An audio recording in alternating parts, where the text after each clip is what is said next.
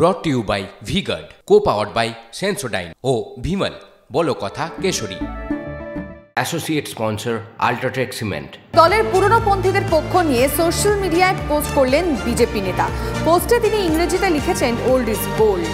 রাজনৈতিক মহলের একাংশের মতে দিলীপ বোঝাতে চেয়েছেন পুরনো কর্মীরাই দলের সম্পদ। আর এর আগে দিলীপ মন্তব্য করেছিলেন পুরনোদের বাদ দিলে বিজেপি পার্টিটাই থাকবে না। সবসময় ওল্ড ইজ গোল্ড, পুরনোদের ছেড়ে দিলে বিজেপি থাকবে না, সেটা অন্য পার্টি হেরেছে পশ্চিমবাংলায়। সেই জন্য অনেকের মন বিচলিত হয়েছে যে আমরা যেভাবে এগোচ্ছিলাম আটকে গেল কেন, সিট কমে গেল কেন। চিন্তা তো হওয়া উচিত। আমি কী হবো সেটাও পার্টির হাতে আছে, আমাকে পার্টি কাজ দেবে কিনা সেটাও পার্টির হাতেই আছে। দিলীপ ঘোষের বক্তব্য তো আপনাদেরকে শোনালাম, কিন্তু তারই বক্তব্যের পর অগ্নিমিত্র পাল ঠিক কি বলেছেন আসুন শুনুন। আমাদের অত্যন্ত সিনিয়র নেতৃত্ব, উনি যেটা বলেছেন তার উত্তর উনি দেবেন, আমি দেব না। আজকে বিভিন্ন জায়গায় কিছু কিছু প্রার্থী জিতেছে 5,74,000 ভোটে, আর আমি 6,74,000 ভোট পেয়ে আমি পরাজিত হলাম, তাও সামান্য মার্জিনে। কমিটমেন্ট থাকবে, ডেডিকেশন থাকবে, এবং অনেক বড় বড় প্ল্যান করেছিলাম। একটা হাসপাতাল, অন্তত এইমস বানানো হবে, একটা ইন্ডাস্ট্রি, কোনো একটা ইন্ডাস্ট্রি আনবো। আমি তো অনেক কিছুই হারালাম, কিন্তু মেদিনীপুরের মানুষ কিন্তু একজন ভালো সাংসদকে হারালো, এইটুকু কিন্তু বলতে পারি। আমরা এক্স হ্যান্ডেলে সেই পোস্ট রনিপা দেখাচ্ছি যেখানে ওল্ড ইজ গোল্ডেই ভরসা রাখছেন এই মুহূর্তে দিলীপ ঘোষ। আচ্ছা, ওল্ড বলতে কি তিনি নিজেকেও বোঝাতে চেয়েছেন, মানে যারা পুরনো পন্থী তাদের ওপরই দলকে শেষ পর্যন্ত ভরসা রাখতে হবে, তাহলেই কি ফল ভালো হবে, এরকম একটা ইঙ্গিত কি কোথাও দিচ্ছেন? আচ্ছা, তৃণমূল কি ভাবছে একটু বোঝার চেষ্টা করে। এই মুহূর্তে আমরা জয়প্রকাশ মজুমদার সঙ্গে যোগাযোগ করেছি। জয়প্রকাশ বাবু, আপনাকে TV9 বাংলায় স্বাগত জানাচ্ছি। আচ্ছা, আপনি কি এক্স হ্যান্ডেলে দিলীপ ঘোষের পোস্ট দেখেছেন যেখানে তিনি বড় বড় করে মানে যে পোস্ট শেয়ার করেছেন লেখা রয়েছে ওল্ড ইজ গোল্ড? আপনার কি মনে হয় কি মানে বোঝাতে চাইছেন? দিলীপ বাবু মনের ক্ষোভের কথা বলছেন, এইটুকুনি বোঝা যাচ্ছে যে তাকে যেভাবে আনসেরেমনিয়াসলি পার্টির সমস্ত কাজকর্ম থেকে বাদ দিয়ে দেওয়া হয়েছিল, যে দিলীপ ঘোষ প্রকৃতপক্ষে বিজেপির সংগঠন তৈরি করেছিলেন এই পশ্চিমবঙ্গে, 3% ভোটের দলকে তুলে এনেছিলেন 40-এর কাছাকাছি, 37-38% ভোটে তুলে এনেছিলেন।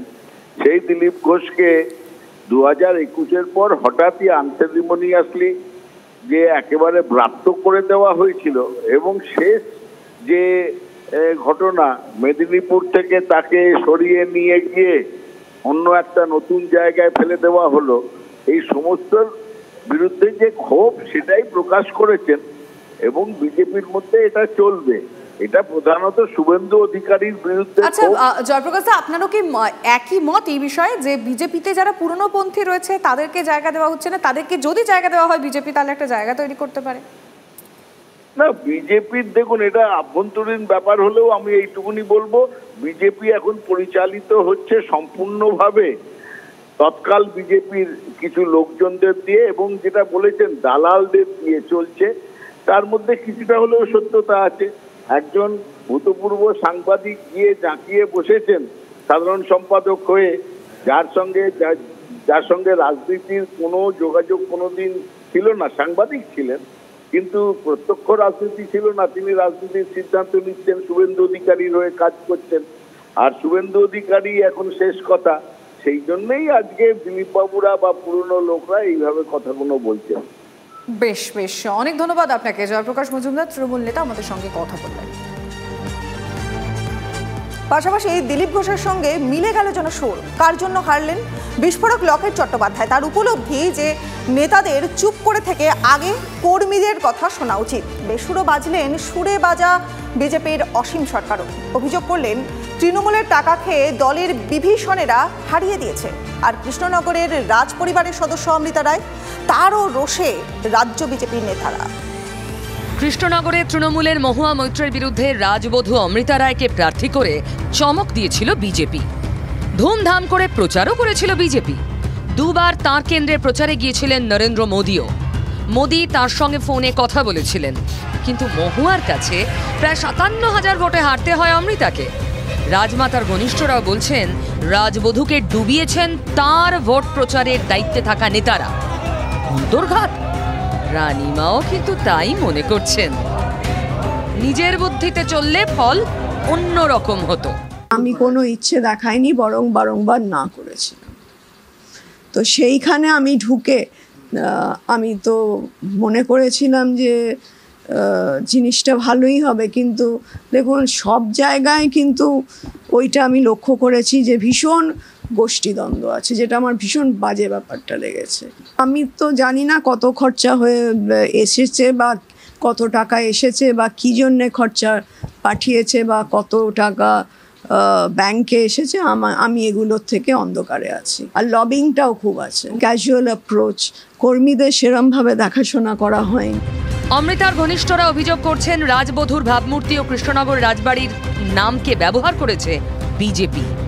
রাজ পরিবারকে ঠকানো হয়েছে, বিজেপি ঠকিয়েছে রানীমাকে। রানীমার ইমেজ রাজবাড়ির নামে রানীমাকে রাস্তায় নামিয়েছে। তাহলে বিজেপিতে শেষ পর্যন্ত মোহভঙ্গ হলো রানীমার। আমরা সবাই যখন প্রচারে থাকতাম স্লোগানটাই থাকতো পিসি চোর, ভাইপো চোর, তৃণমূলে সব চোর হতো। তো তাহলে তারা চোর হয়েও তাদের ক্যান্ডিডেটকে বের করে নিল। তো এখানে সেটা হলো না। এটা তো একটা লজ্জার ব্যাপার, ব্যর্থতার ব্যাপার। আর মোদিজিকে একটা অসম্মান করা হলো। অন্তর্ঘাত কি লকেটও দেখছেন? হুগলিতে হারের কারণ কি মানুষের প্রত্যাখ্যান? মানুষের ভালোবাসা পাওয়ার কথা বলে কি অন্তর্ঘাতের তত্ত্বকেই উস্কে দিলেন লকেট? একটা কথা বলতে পারি যে কেন্দ্রীয় নেতৃত্ব কিন্তু প্রচুর পাশে দাঁড়িয়েছিলেন। বহু মানুষ বিজেপিকে ভোট দিয়েছে এবং বিকল্প হিসাবে বিজেপিকেই চায়। হয়তো আমাদের কিছু ভুল থাকতে পারে, তার জন্য হয়তো ওরা পুরোপুরিভাবে আসতে পারেনি, হয়তো কিছুটা ভোট টার্ন আউট হয়ে গেছে। কি কি কারণ সেটা আমাদেরকে পর্যালোচনা করতে হবে। বিজেপির আরেক বিজয়ী জগন্নাথ সরকার একই সুর। যে কথাটা দিলীপ দা বলে যেটা থাকে চিরন্তন সত্য, সূর্য প্রতিদিনই ওঠে পূর্ব থেকেই। এটা আমার বলতে অসুবিধাটা কি? রাজনীতিতে এটা আছে, উনি বলেছেন, এটা দোষের কি আছে? যে সারা বছর থেকে একদম ভোট ঘোষণা হলো, নমিনেশন সাবমিট করতে যাওয়ার আগের দিন তার প্রার্থী অন্য জায়গায় দিয়ে দেওয়া হলো। পরিবারের উচিত ঘরের ভেতরেই আলোচনা করা এবং আমরা কেন্দ্রীয় নেতৃত্বদের সাথে আলোচনা করব।